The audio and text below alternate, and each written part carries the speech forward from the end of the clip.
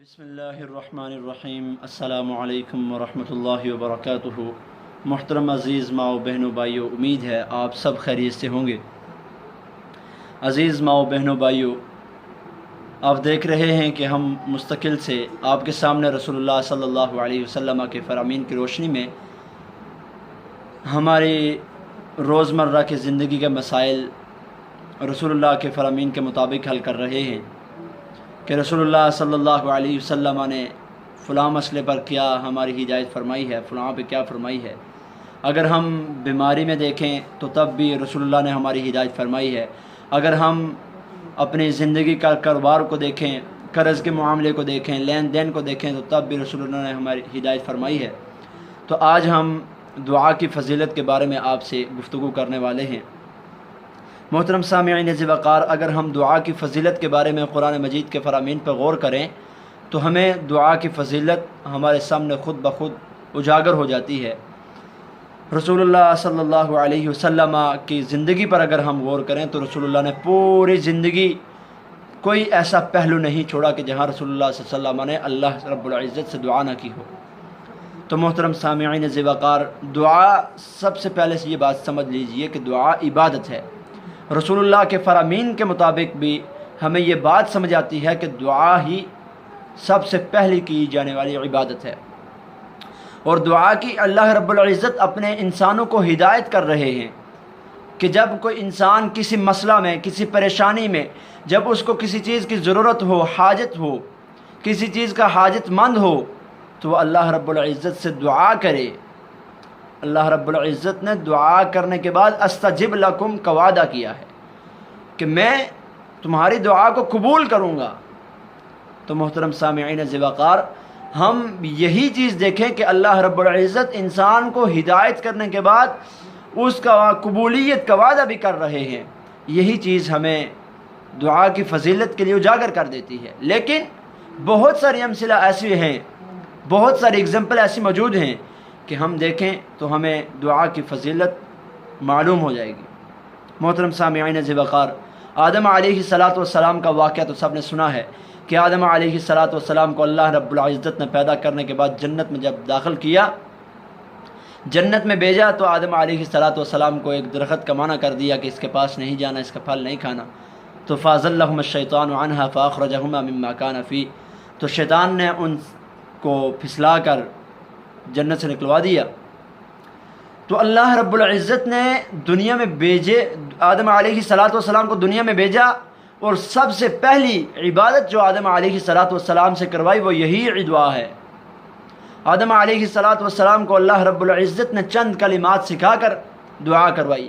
ربنا ظلمنا انفسنا وان لم تغفر لنا وترحمنا لنكونن من الخاسرین، یہ کلمات تھے۔ فتلقى آدم من ربه کلمات فتاب علیہ، جو کلمات اللہ رب العزت نے آدم علیہ السلام کو سکھلا کر جو سب سے پہلی عبادت کروائی تھی وہ یہی دعا تھی۔ تو محترم سامعین عزیز وقار، سمجھیے کہ دنیا میں سب سے پہلی عبادت ہونے والی جو ہے وہ یہی دعا ہے۔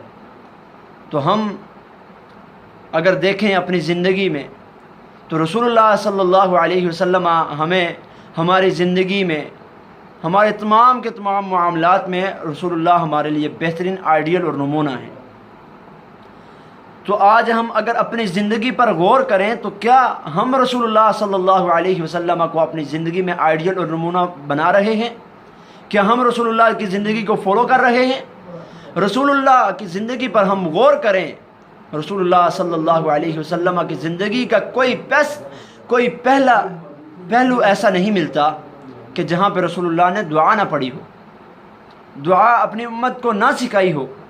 رسول اللہ نے اپنی امت کے لیے ہر پہلو میں رسول اللہ نے دعا پڑھی اور امت کو سکھائی ہے۔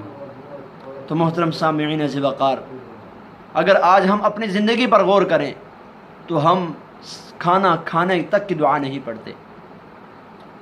محترم سامعین عزیز وقار، یہ دعا ایک اصل عبادت ہے، اور اللہ تعالیٰ کے نزدیک ہم اگر اس کی اہمیت کو دیکھیں تو رسول اللہ صلی اللہ علیہ وسلم کا فرمان ہمارے سامنے کھل کے آ جاتا ہے۔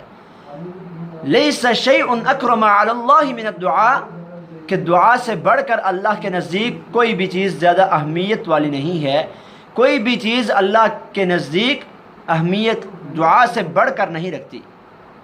دعا ایک ایسی عبادت ہے کہ جسے اللہ رب العزت اتنا زیادہ پسند کرتے ہیں، اتنا پسند کرتے ہیں کہ اللہ رب العزت سے جو شخص کسی چیز کا طلبگار ہوتا ہے تو اللہ رب العزت اسے وہ چیز عطا کر دیتے ہیں اور اس سے خوش ہو جاتے ہیں۔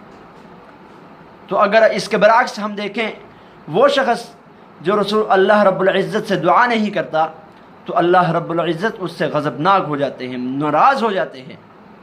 آج اگر ہم دنیا میں دیکھیں، وہ کون سا بادشاہ ایسا ہے کہ جو چیز طلب کرنے پر خوش ہو اور نہ طلب کرنے پر ناراض ہو؟